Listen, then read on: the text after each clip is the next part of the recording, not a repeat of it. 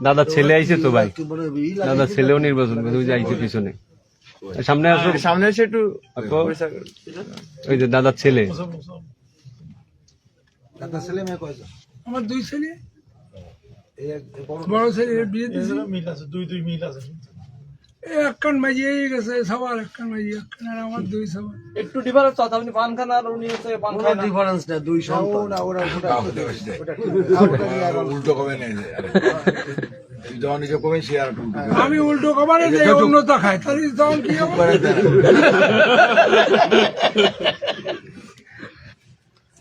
আপনার লোকেরা গুলাই এই প্রশ্ন করলে খালি সিগারেট খাওয়ার কথা করছে।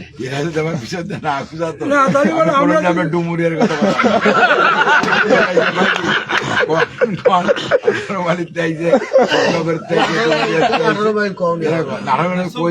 এরাই কইয়ে গুলাই দেয়, এই তো লোকে তো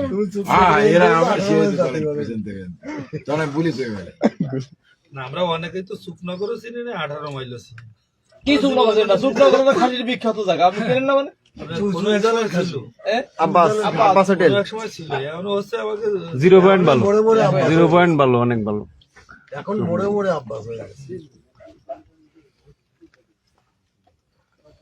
যাক, সবার কাছে এই, আমরা নির্বাচনটা সঠিকভাবে হয়ে গেলে মানে ব্যবসা বাণিজ্য সব গুড হয়ে যাবে। আমরা কামনা করি নির্বাচিত সরকার না হলেই হয়। ভাই একদম মানে দেশ একদম কোনো ব্যবসা নাই। বাংলাদেশ আসলে যদি পার্লামেন্টের 3জন সদস্য সংখ্যা না না, কোনো সমস্যা নেই। আমাদের জামাতের আমির সাহেব